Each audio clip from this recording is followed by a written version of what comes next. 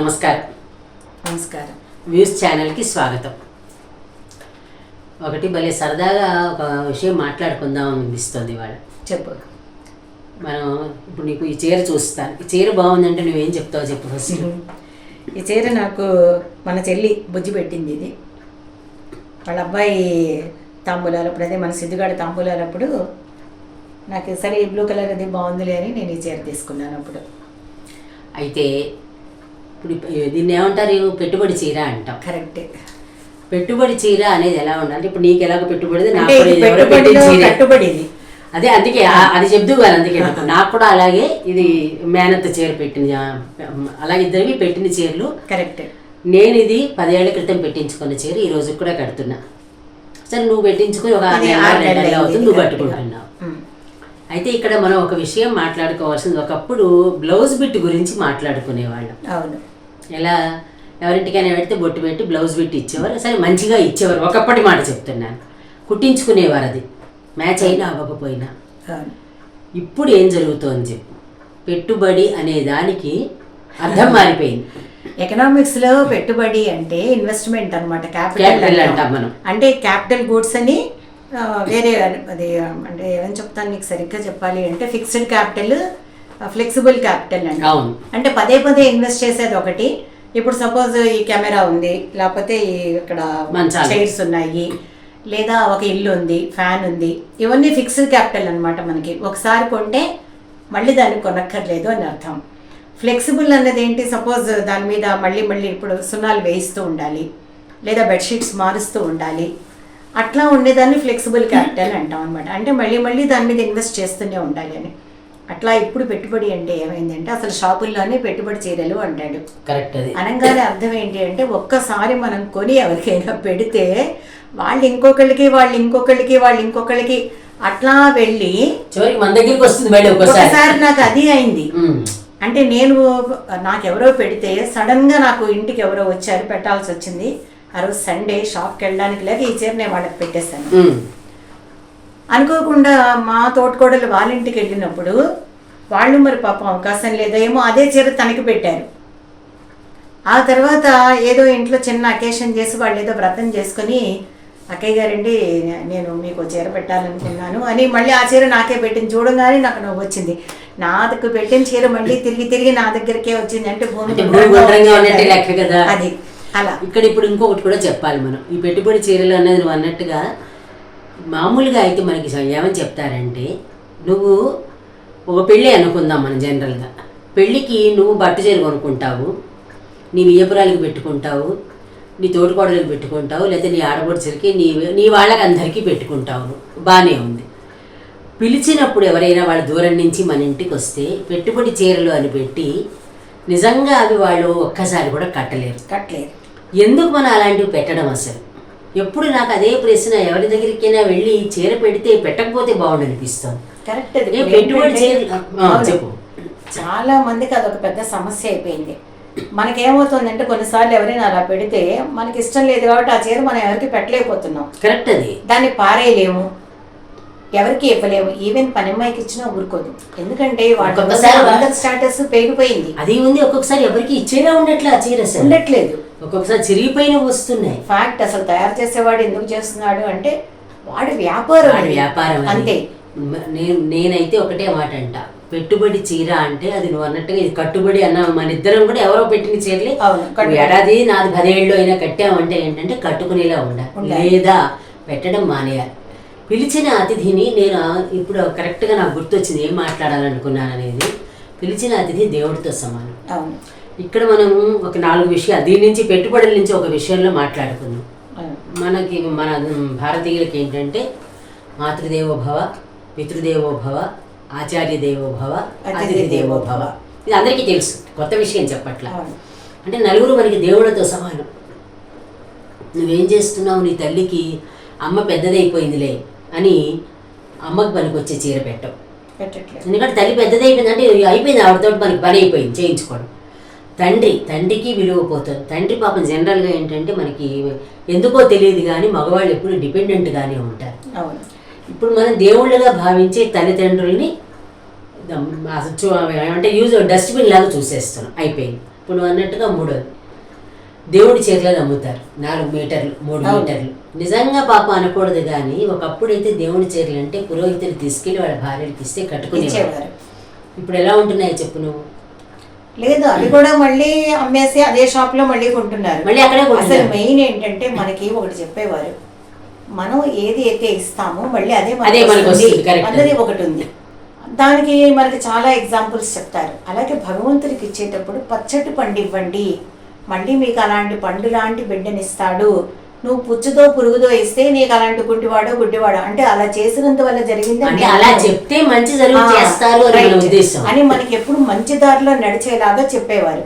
ఇప్పుడు ఏమైంది, మనకి ఎవరైనా ఒక చీర పెట్టంగానే మనం కట్టుకోకపోతే ఇది ఎవరికి పెడదామని ఇమీడియట్ గా ఆలోచించేస్తున్నారు. ఎందుకని దాన్ని తెచ్చి ఇంట్లో పెట్టుకోలేము, మనం కట్టుకోలేము. ఆ పని మనం చేయలేము కానీ మా చేయలేము.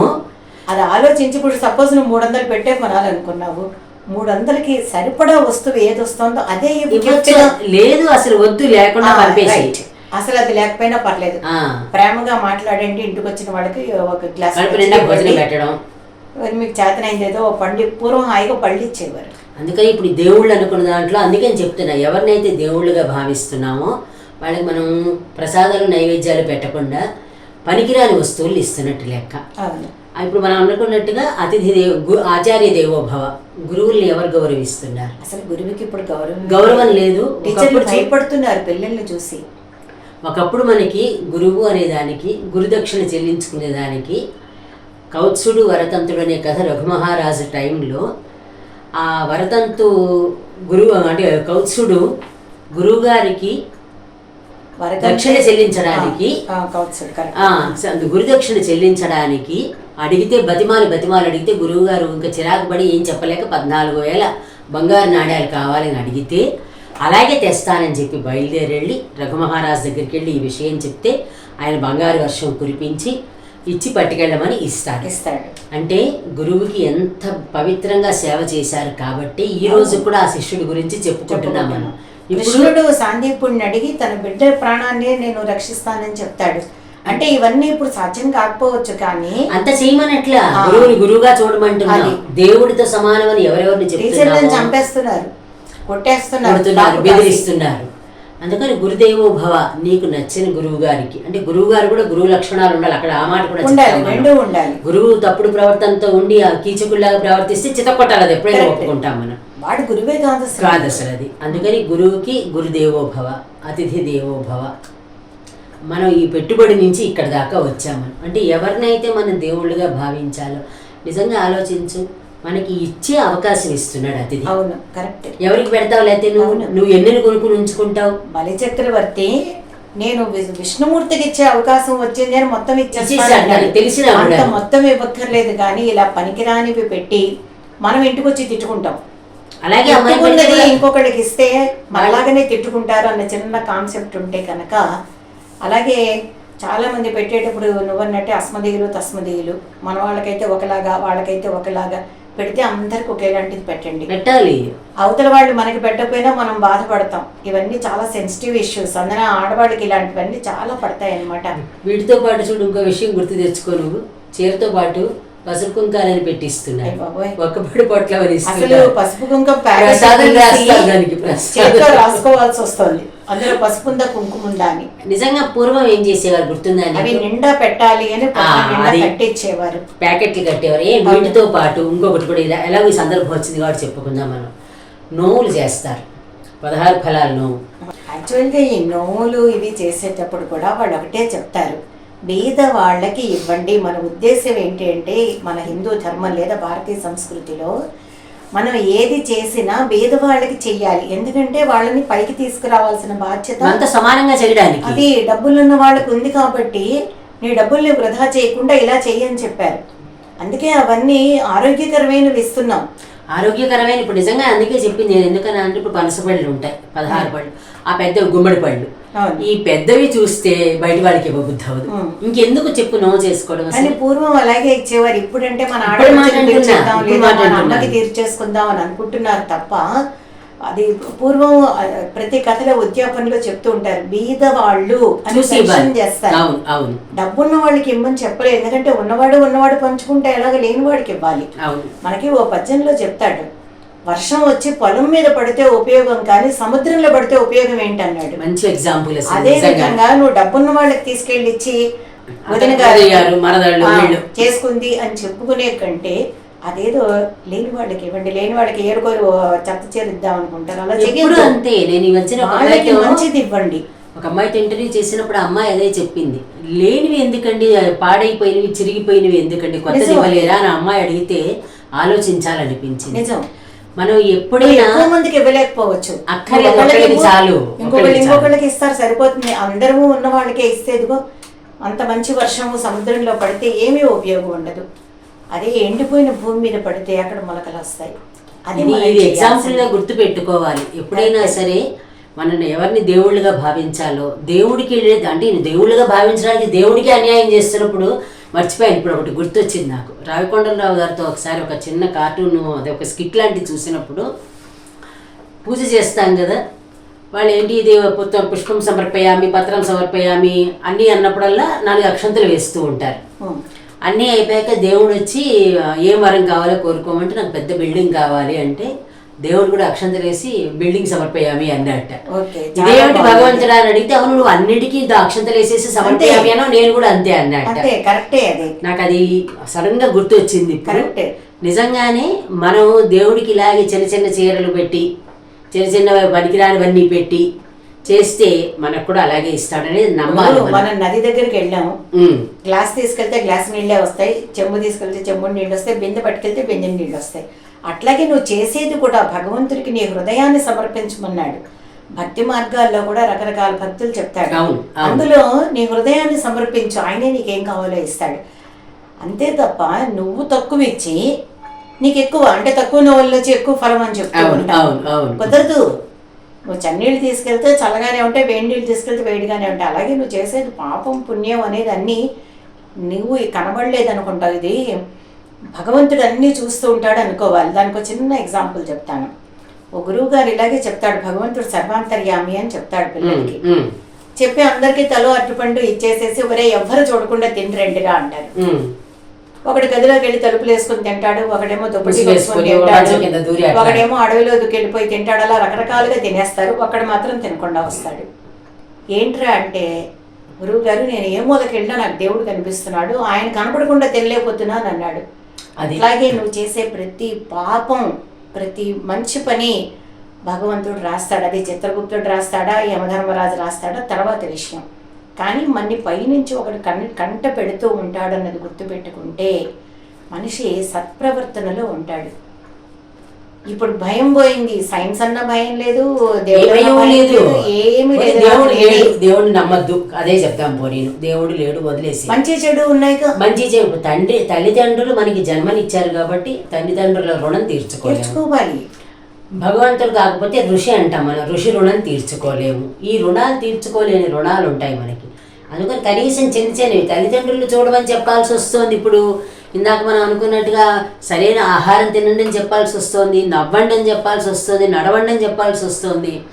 అందుకని ఈ పెట్టుబడులు అనేది నాకు నువ్వు అన్నట్టుగా క్యాపిటల్ అనే మాట కరెక్ట్. అది పెట్టుబడి కింద. ఒక చీర ఉంది అంటే అది క్యాపిటల్ అంతే. ఆ క్యాపిటల్ అలాగా వెళుతూ ఉంటుంది అందరి దగ్గరికి.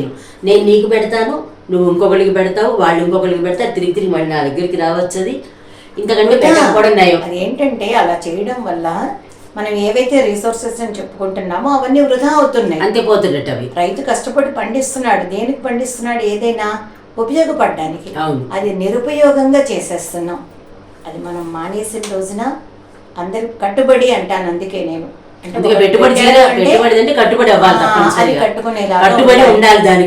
చీర అవ్వచ్చు, ఒక వస్తువు అవ్వచ్చు, నువ్వన్నట్టే పసుపు కుంకుమ అవ్వచ్చు, దేవుడికి పెట్టే చీర అవ్వచ్చు, ఏదైనా కూడా మన్ని పైన ఒకటి కనబెడుతూ ఉంటాడు. అదే అలా అనుకోవడంతో పాటు కొంతమంది పువ్వు తాంబూలం, పండు తాంబూలం అంటూ వచ్చినప్పుడు అసలు ఆ తమలపాకులు చూస్తే ముట్టుకోవడానికి కూడా పనికిరావు. తమలపాకు పువ్వుతో అంతే, పండు నువ్వన్నట్టే ఆ చిన్నవి కిస్మిస్లు, ద్రాక్ష పళ్ళు ఇస్తారు.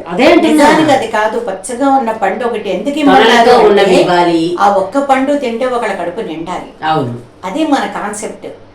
మొక్కుబడిగా నిన్ను చేసేసి అమ్మయ్య అయిపోయింది, నేను వాడు పువ్వు తాంబూలం చేశా, పండు తాంబూలం చేశాను అనడానికి కాదు. అది 16 ఫలాలు నోవచ్చు, నందికేశ్వర నోవని చేసి ఇన్ని కిలోలు పరమాన్నం చేసి అందరినీ పిలిచి పెడతారు. అందుకే నీ దగ్గర ఉన్న డబ్బు సద్వినియోగం అవ్వాలి.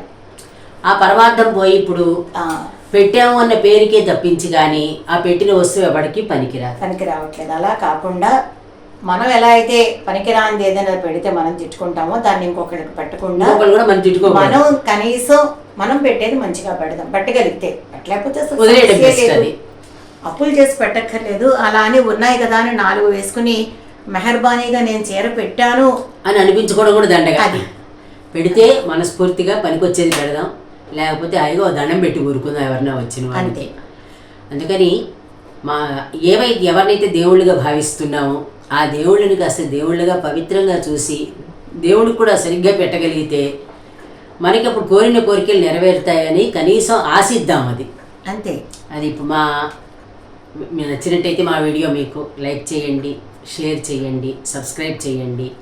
మీ సద్విమర్శను కూడా మాకు కామెంట్ రూపంలో పెట్టమని మరొకసారి కోరుతున్నాను. అదే మాకు మంచి ప్రోత్సాహంగా ఉంటుంది. అంటే ఇవన్నీ మనకు తెలిసినవే, అందరికీ తెలిసిన విషయాలు జనరల్ గా మాట్లాడుతున్నాం అంతే. ఇదే పెద్ద కొత్త విషయాలు మాట్లాడుతున్నాం అని కాదు, సరదాగా ఒకసారి మనలో దాగి ఉన్న విషయాన్ని బయటికి తీసుకురావడం కోసం అని మాత్రమే మాట్లాడుతున్నాం. ఇది నమస్కారం.